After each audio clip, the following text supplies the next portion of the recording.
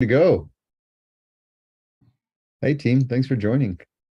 I know we're here just to kick off our new little book launch. This is our third book that we got to create in our series here. And fortunate enough to have my co-author of this book, John Morada, joining us. So just a brief agenda, what we're going to try to accomplish today.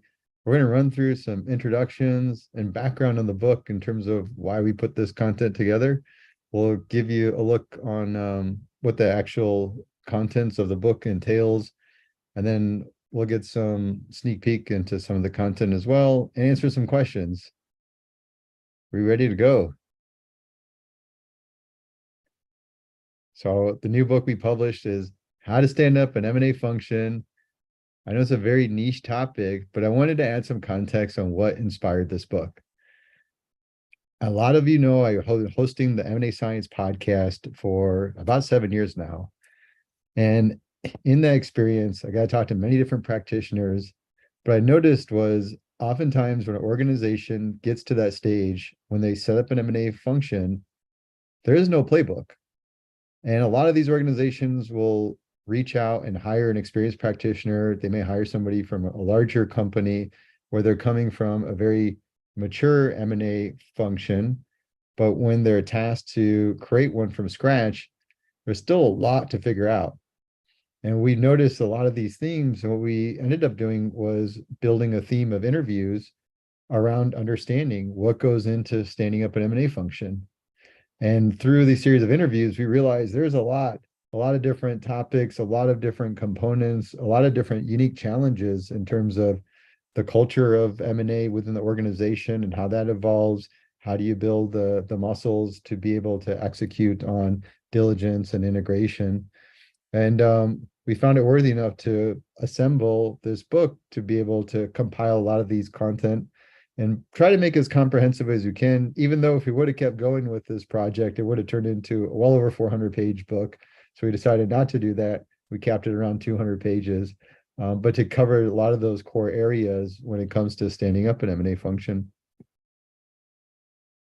Now, this is from research we've done along the way to better understand what are the big challenges that M&A functions have in general, and to really start introducing these challenges early when one is approaching building out an M&A function, to be mindful of it and how do you adapt processes and plan ahead to overcome some of these challenges. A lot of this stuff is built around integration, that if teams don't plan early enough for integration, that's what ends up going to be becoming a big challenge and a bottleneck for down the road when you end up with an inefficient process, rediligencing a lot of components of the deal again, that leads to wasted time and resources.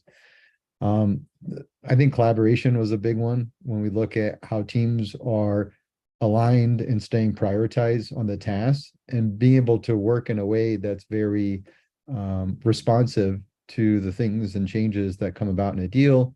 As we know, when we start a deal process, we have very little information, but as it progresses, more and more information comes in. Those information identify opportunities to create value or risk that needs to be planned and how those risks are going to be mitigated. And then when we look at the activity and collaboration post-close, very similar, but it gets added. You have a lot more stakeholders involved, a lot more coordination that needs to happen. And aligning teams on highest priorities is even more critical and important. So we see that oftentimes when work streams are organized by these functions, they can be siloed off and it incurs a lot of these other challenges. So a lot of what we covered in the book that we published was around the process and structure. So not even getting to just the early phases of the right hires to make, but how do we really build a process to enable that level of collaboration and responsiveness to achieve those ideal results? I'll pause here. John, I'm going to have you chime in too, since you're heavily involved in architecting this book to make it more practical than theoretical. Maybe if you want to chat a little bit about the approach in terms of organizing some of the content together. Yeah, thanks, Kison. Appreciate it. And welcome, audience. It was really great to see many of you. Well, a lot of the foundation of why we made the book practical is because right behind me there are plenty of books that have this, richness of institutional knowledge.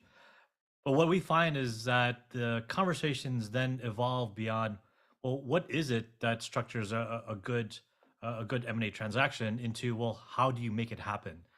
And the pragmatism behind the how is what we've put into the book. We have plenty of wonderful contributors, from quotes to actual templates and processes that, excuse me, that have come not only from us, but have also come from many of the practitioners out there. And many well-known names are in the book as well. And those contributions are ones that we honor, because those are individuals that we have found to have some really great intellectual property around the way that you make a pragmatic approach to making integrations work, and how to make those integrations work really, really well. So before I dive into some of my favorite chapters, which I know is coming up here as a question, I do want to end with the idea that the way that the book is written is more about how you as a practitioner get the most out of it on a daily basis, not just being able to structure something, build it strategically, and then let it sit on the shelf over there. So with that being said, I'll head it back to Kison, but keep in mind that this book is about how to do things and how to do it on a daily basis. I So guess I thanks, had a Kison. Back to you. follow question on that, John. How'd you go about the templates in the book? Because I know that was the one big thing I was harping about is, how do you make it quicker to get a sense of what this process should look like end to end? But what was your approach in terms of knowing what templates would make sense in the earlier stages standing up an M&A function as opposed to over engineering it? Mm, a fair question, and one that I will comment by saying that when it comes to examples, templates, samples, we stand on the shoulders of giants. And what I mean by that is we like to leverage what is already particularly available out there in terms of the community. So, Kisan, as we have actually contributions from other practitioners, we've selected the best plays, the best templates, the best worksheets that are highly impactful and pragmatically able to use for the everyday practitioner. And the idea being, let's find the right ones that fit most situations, and that's the one we want to publish. There are plenty of templates out there that you can also always come to the M&A Science website and check it out and download. But the best ones that we found are the ones that we put in the book, because we find that those fit 8 out of 10 situations that most practitioners run into. Cool. Thanks, John. All right. So John mentioned, I think the big component of the book, there's a lot of interviews. We had over 50 practitioners that we referenced through these qualitative interviews, most of which were published through the M&A Science podcast, but a good portion weren't. That's kind of where we have a lot of very much research focused interviews as well. But that was a nice, like John mentioned as well, to reference a whole series of subject matter experts. So it wasn't just based on a handful of practitioners' experience, but you have this wide range coming from a variety of different experience. Folks that have done this several times, where they stood up an M&A function, or folks that may have done it very, very recently and had a lot of the challenges fresh in mind. Here's an example with a quote from James here. I'm not going to read through the quote, but just give you an idea of how we pulled up insights from a subject matter expert and be able to correlate some of their experience into this book and fit it into where in the life cycle these sort of tips and tricks would fit into. And we also had Klint Kendrick contribute, who's a very experienced HR M&A integration practitioner who's worked in several Fortune 500 companies. And he's kind enough to share a video with us. So hopefully we can play this and it works well. Hi, everybody. I'm Klint Kendrick, chair of the HR M&A Roundtable and author of 2 HR practitioners' guides for mergers and acquisitions. I wish I could join you in person, but right now I'm somewhere over the Pacific enjoying my first international trip since before the pandemic. I was so excited to see this book go live. I just had to share a few thoughts about the amazing content between its covers. Before I start sharing about the book, I'd like to tell you a little bit about Kison and John. I met Kison several years ago and immediately recognized a kindred spirit. He's somebody passionate about doing M&A well. He's somebody who wants to give back to the community. And he's somebody who understands that M&A isn't complete just because the deal is signed and closed. He knows that driving deal value requires solid integration know-how. When I met John a few years after, I knew we had another voice sharing the same messages. Getting deals from sourcing to closing is challenging and important work. In most cases, you don't realize deal value until you've integrated the business. And integrating the business includes integrating the soft stuff, the people, leadership, and culture. Let me take a few minutes to share about how to stand up an M&A function. This book has hidden gems in every chapter, and there are a lot of things that I love about it. Here are my top three.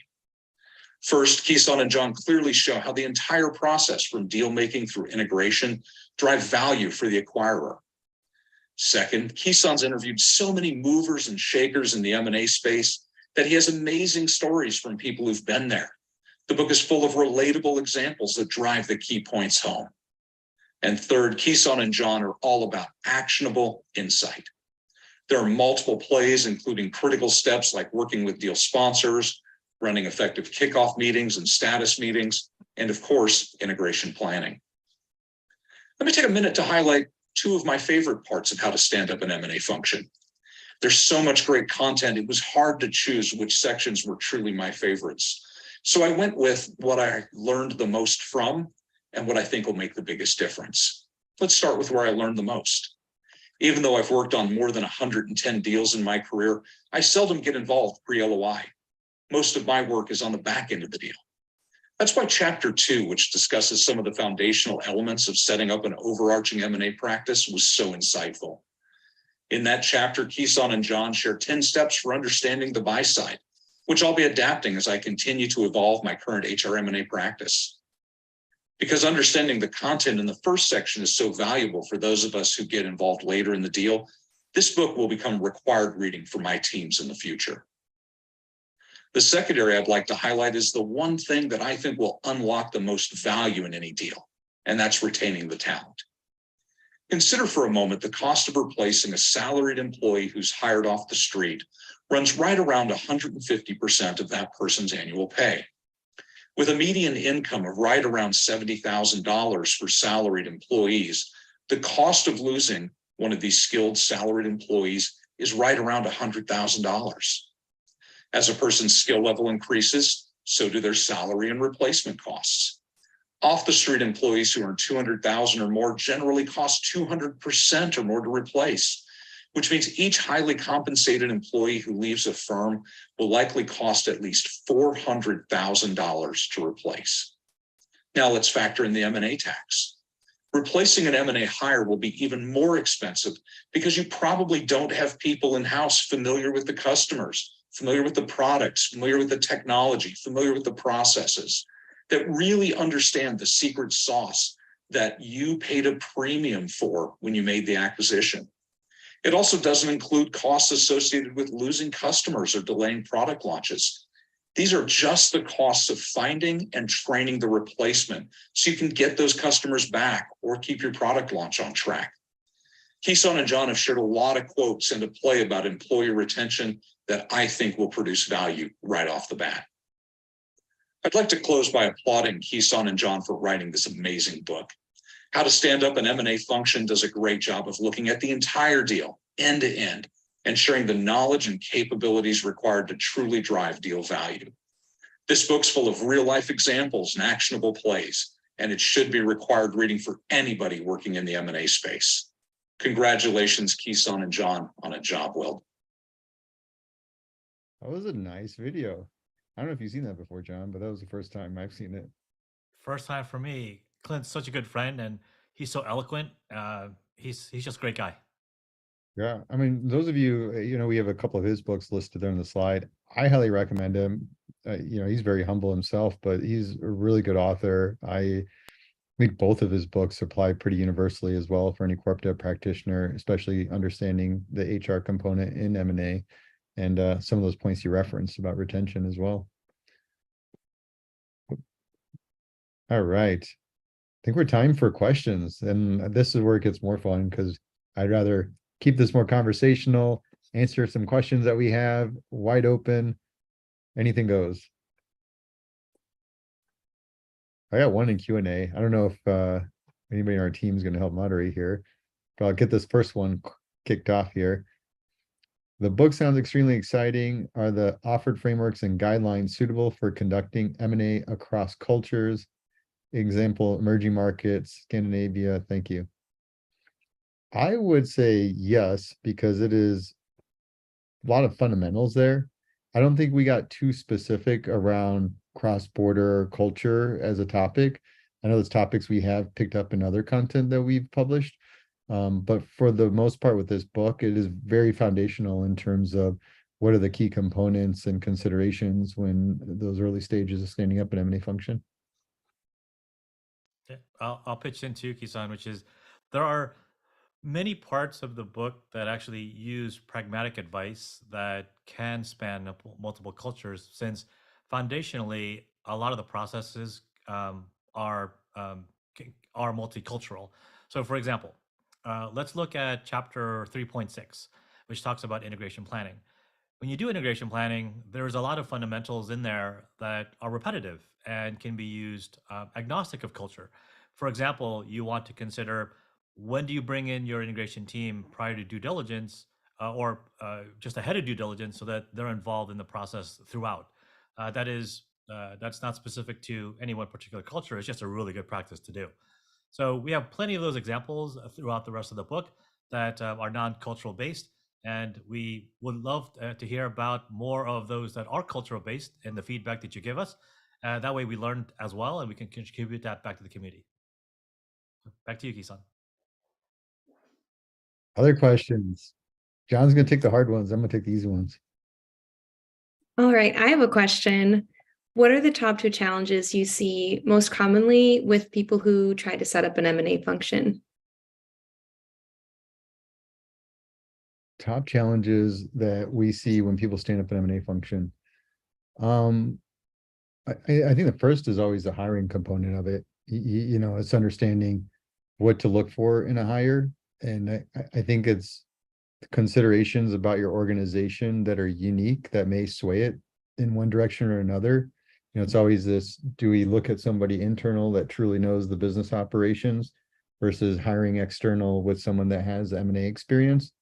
And there are multiple factors to look at. It's not a one size fits all answer.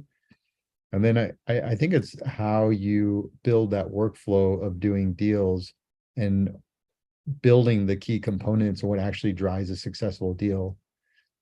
So I think one big, if I look at the key elements of what drives deal success, first and foremost is alignment about the end state. What ultimately are the organizations combining together going to achieve? And what bringing that, crystallize that vision and bring it to the forefront of the deal so that there's alignment between executives.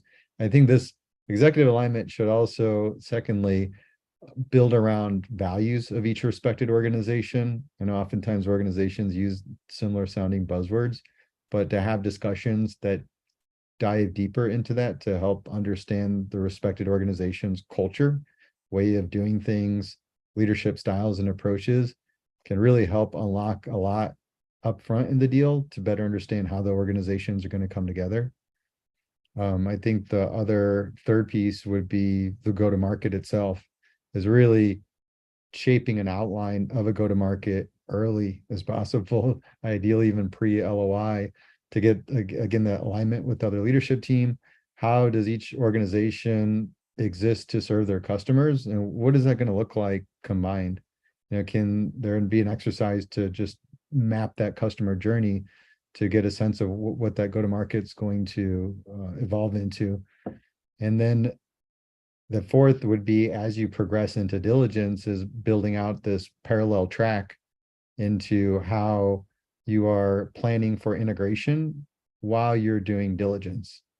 I think it's a thing that often doesn't come together as jointly as it can. And then you have a siloed effort with integration, looking to play catch up, and oftentimes doing a lot of redundant work, really rediligencing the deal again, that causes delays and may not have as comprehensive of a plan as they come time to day one and rubber hits the road. You need to really execute an integration. And the fifth element is a model to introduce a form of reverse diligence, where there's so much planning on the acquirer side and how the company is going to be integrated, but from the acquiree side, helping them understand what the business of the acquirer looks like, what are their different business lines, how are they going to fit into it, and really bringing them in as part of that journey to keep them engaged and keeping that partnership aligned so they work better together. And those are the key components when you really look at what drives an M&A function to be successful, and how do you start planning and building that out into your system as you build it. Anything, Thanks. John? Not much left for me to say. You you covered a lot there. I'll complement your first statement, which is on talent. We have in chapter 1 a lot of information about the type of person you want to spearhead corporate development. If it is your very first hire and your very first effort in building corporate development. So I'll complement Kison's point on that. But for me, the second most complicated or most challenging idea behind a corporate development team is having the CEO know when that he or she needs one. And that is a point at which I find to be more strategic than maybe some of the details of the book talk about the practicum of how to set up a corporate development function. But imagine like when you need one, right? When should a first time CEO or first time corporate development team need to buy this book, right? I think that is fundamentally as important question as the how. And so this book should not just be about your everyday corporate development practitioner or your everyday integration practitioner.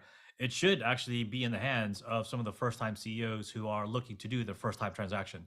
So get this in their hands ahead of time so that they know what are the let's call it the pitfalls or the best paths forward for them as they build a function. Not wait until your board tells you that you have to go do an acquisition, right, to help grow.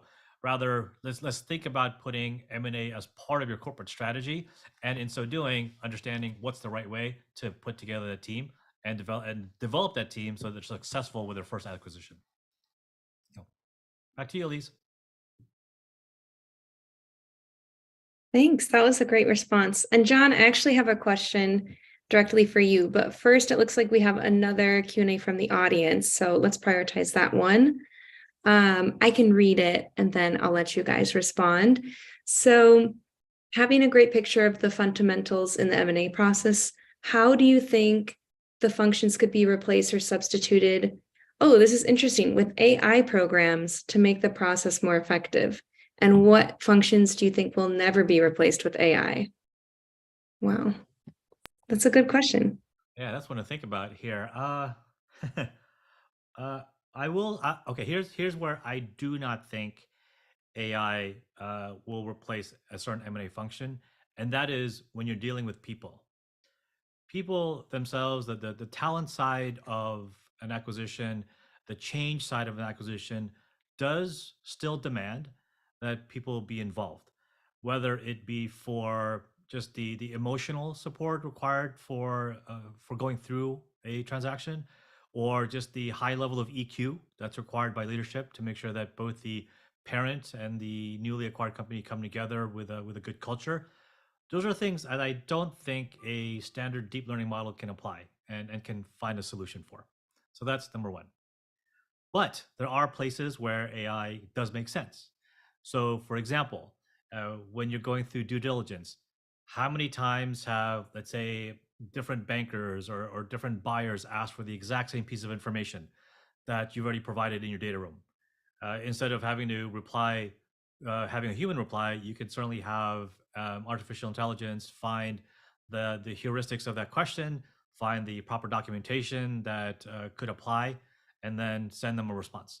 Right? It cuts down the cycles that are necessary by a human. Also, it increases the expediency of the responses back to the buyer and the banker, which helps again compress the amount of time. Because as you know, time is a killer of all deals. So the sooner that you can get responses back, the higher probability that your deal will close successfully. Kison, how about you? Any thoughts?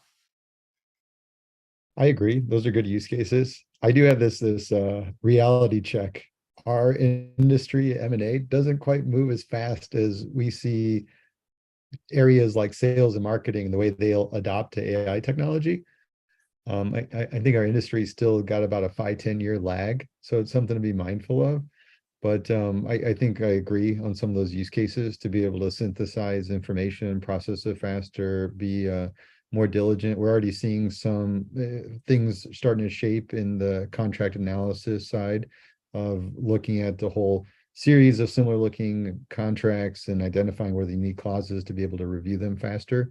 They just will get easier to use over time so that any practitioner could use it.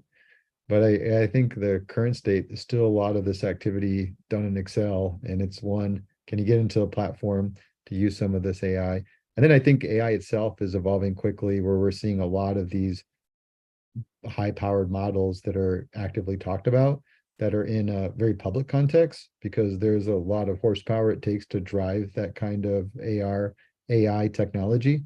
So seeing how it can evolve into these use cases for the very private, sensitive information, and to be able to cater to that kind of use case while, using it mindful of the sensitivity of the information being processed, so it's not going into some public output. So yeah, I think overall very bullish on it, but reality, I think we got some time before we start seeing some wide adoption in the industry. It just tends to move a lot slower than other industries. But I don't know, maybe John's gonna change all that. Well, I will say one thing though, Elise. I'm not so sure virtual reality or augmented reality works with M&A yet, but maybe that'll be something that's 10 years down the road. I was gonna say you could use like Chat GPT to make like a project name instead of like Project Squirrel or something. You get a creative name using AI. Well, that's great. Yeah, I like that idea. Actually, maybe that'll help me be more creative with my project names, right, Julia? Yeah, for sure. All right. Oof, I was just about to ask another question, but we got another one from the audience.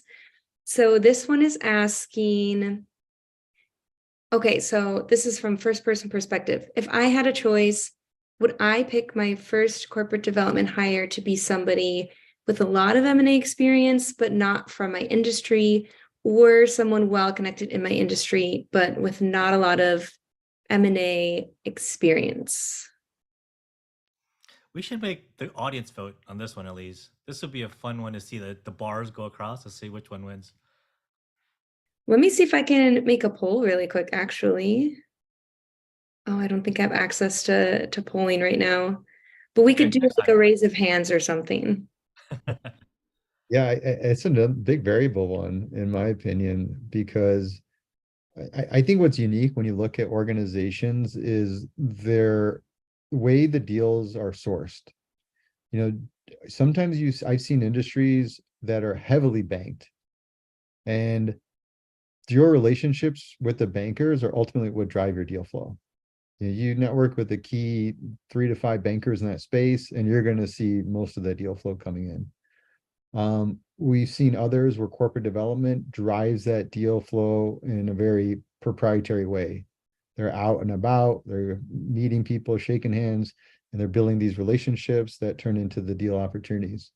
We've seen other functions where they rely on the internal network for them to be connected with the business unit leaders, connected to project management, product managers, and being able to get inside their eyes and ears and help them identify those opportunities, or maybe they identify them, but for them to be able to move it through a process and again get those deals done. Those are very different situations, and they was where you're going to have a variable in that consideration, knowing where your deal flow comes from to make sure you get a person with that right fit, because then that industry side may actually be of more value because they can focus on those relationships to get them through the process. But if it really requires building out this origination model from scratch, you may want to get somebody with M&A experience that knows how to do that, that can really set a process up, go out and build an origination model. So really different depending on how the industry plays the current space with the current opportunities that they're identifying and where they're coming from. Yeah, Kison, I would say the book doesn't actually tell you the answer to that one. So that's a very good question, because we feel that it really depends, right? And I apologize for being a bit, unpersuasive in this argument. But what it really boils down to, though, is the ability for your corporate development team to have the proper support in order to do their job.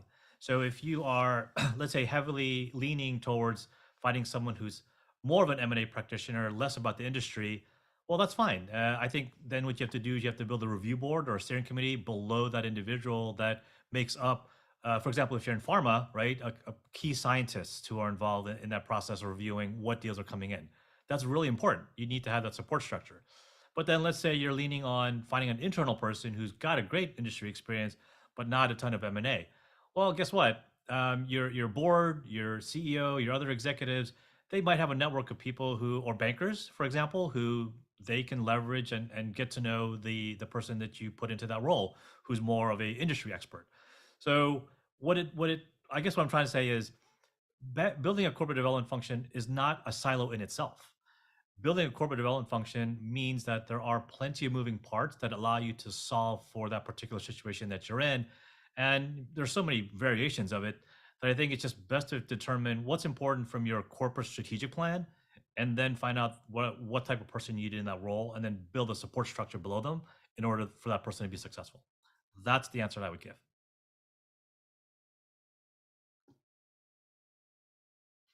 Wow, that was a really great answer. Thanks, you guys.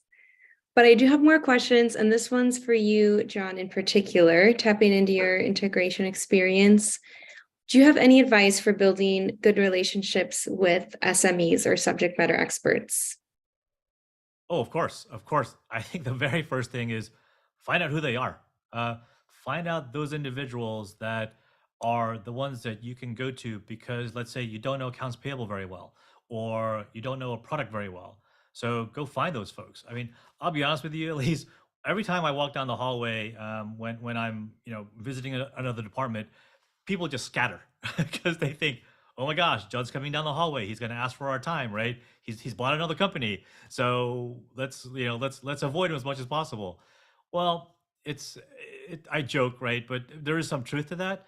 But what that also means is that if I'm going to beeline it to somebody who I do need time from, then that individual is someone I trust, maybe I've worked with before, or has a great reputation in the company, that knows what they're doing, and they can, of course, service this acquisition in the proper way. So what that means is I have to not only leverage my own network of people who I interact with at the water cooler, or we have lunches together, but also every once in a while pinging other executives in the company to determine who are the top players that might be a key person to put into an integration. So working on integration is as much about the mechanics of successfully delivering a merger or divestiture as much as it is about building the right relationships with people. And I'll go back to my prior statement, at least, which is I don't think AI can do that. I don't think AI can replace the relationships that you build with people, because that is where you find the gems, the folks who are going to really be the rising stars that participate during an acquisition or divestiture. And they're the ones that you want to go to every time. But in order to do that, you got to find out who they are. And that takes people skills. And people skills, I don't think AI can solve for just yet. So that's where I'd say, Elise, is go find out people, go walk the hallways. I know it's tough in this environment, but sometimes a quick virtual Zoom meeting for 5 minutes to introduce yourself to someone, that goes a long way. So it's about that personal touch. It's about reaching through the screen to say hello to somebody who you think is a top player. Well, that was really helpful, especially adding in the touch about the challenges or hurdles of, the virtual, or I should rather say hybrid world that we're working in now. Great. Hope you guys have stamina for a few more questions. I just have a few more here. Let's see. Okay, so if you had the budget to hire just one full-time employee for integration, where would you start and what role would you prioritize? That's a John question. Okay, for integration, wow. My brain is spinning on this one because I can almost debate all the different roles that somebody could play. I would say the first one would be if you have the budget and you need to find somebody within the next 60 days, you probably want to go find somebody within the company first, which is somebody who doesn't have to be, let's say, like a project manager or a program manager, but someone who has a good enough reputation and strength of a network in the company that would be able to pull resources as needed or help find out information as needed in a very fast, expedient way.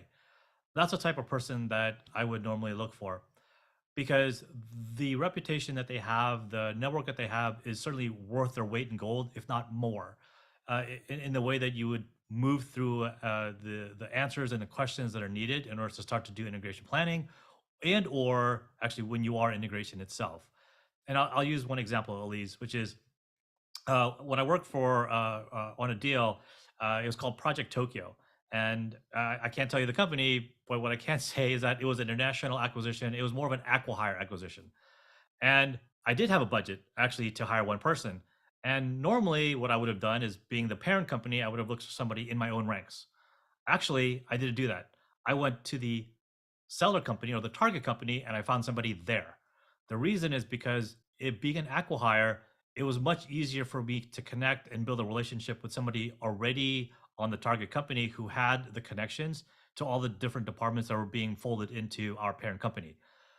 It was more efficient for me to do it that way, but actually it was sort of an unintended consequence because in some ways when I was looking within the hallways of my parent company, I didn't find anybody that was the right fit, but I did find somebody who was at the target company a much better fit. So being what it was, circumstance being what it was, it actually worked out in my benefit.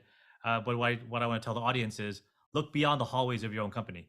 Look at the other ways, or look at the other avenues that you have, which is either somebody at the seller or at the target company, or it could be a consultancy that maybe somebody has used and they've already built those connections with the right departments. So never consider options out. I mean, never forget that there are options out there when you maybe not finding the right person within your own department or within your own company. Nice. I like how that was kind of related to the earlier question we had about, the classic internal or external hiring when it comes to building out your corp dev team. I think we just have one more question, which is kind of on the same strain, about if you have limited resources, say you're just one person, what would be the best way to address integration planning? So kind of like, how does a one-man show approach the complexity of integration? At least I think that one's for me. And I would say that if you're struggling as one individual who is head of corporate development, and you are not only doing a lot of the origination and a lot of negotiation, but then you're also having to do integration, one of the best things I would offer is, please call us. I am more than happy to help anybody who is struggling with integration, how to figure out how to properly plan for it. Or I would recommend go to chapter 3 of the book. There's a lot about it in there. And there are templates in there, by the way, as well. But additionally, just as a service to the community, if you have questions around that, we're here to help. We think that this is not just about what's written in black and white, but it's also about how do we serve each other? Because if we're not serving each other, then who's going to help each other, right? So if we build a community, we build a strong community, then everybody should be able to answer those questions as we go forward and we start to create this movement around many, many more practitioners knowing the answer to those type of questions. Kison, what do you think? I agree. You're an integration guru. I'm the deal guy. I get to LOI sign to get to close and I'm out.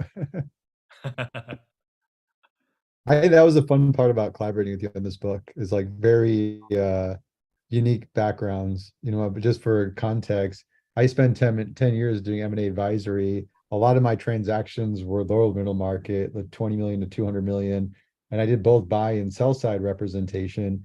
But once deal was closed, I was out, so a lot of front end experience in the deal.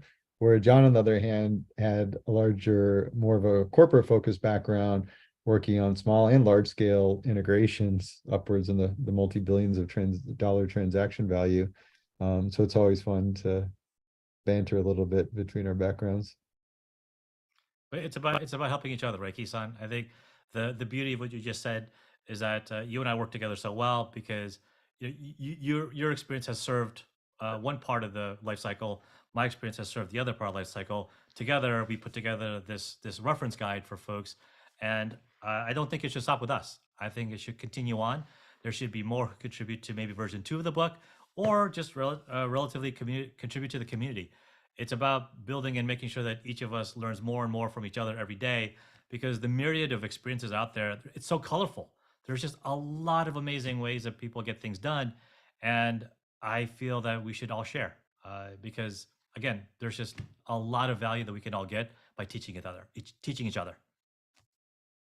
Hey, I know we're close to wrapping up here. John, do you want to maybe plug in what the new 2023 project you're working on? Of course. Well, ladies and gentlemen, one of the initiatives that we have here at M&A Science is continuous improvement. And in so doing, we are obviously honored to release this book to you, but also we are building what is called the Agile M&A Integration Curriculum.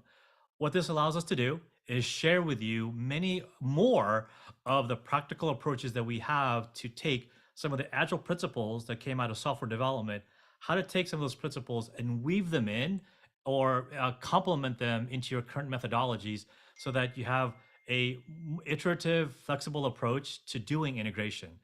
We, through this course, will share with you not only the practical ways to go about it, but also the methods, the thoughts, and the ideas on how to embrace those principles. So Kison, thank you for the opportunity to mention it. It will be coming out here in the first quarter, where we'll be releasing several of the first courses along the curriculum. And then throughout the rest of 2023, we will start to evolve more and more the courses that we release, as well as advancing the knowledge as well. There will be plenty of courses for everyone to take. We are, in fact, going to be keeping the courses very succinct so that you can get through them very quickly. The idea being, again, to complement your knowledge with these agile principles into the methodology that you already have today. Thanks, John.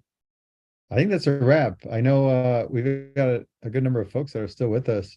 I want to say thank you. And I don't know, this is where we give away stuff. We're giving away copies of the book. Yeah, we did have a raffle winner that we're going to announce on LinkedIn right after this ends. But if you're interested in grabbing a free copy, we'll send out a link to all of the attendees in a follow-up email as well after this event. We're going to hook you up. Thanks you for just taking the time. We appreciate it. And obviously want to share some of this project we spent about a year working on, and we'd love to get the feedback and just keep growing our community here and help each other shape up and get sharper at doing M&A. I think that's a wrap. We got one question in there. Oh, thank you. I appreciate it. Well, thank you. That's a wrap, everybody. Here's to the deal. Thank you, everybody. Bye.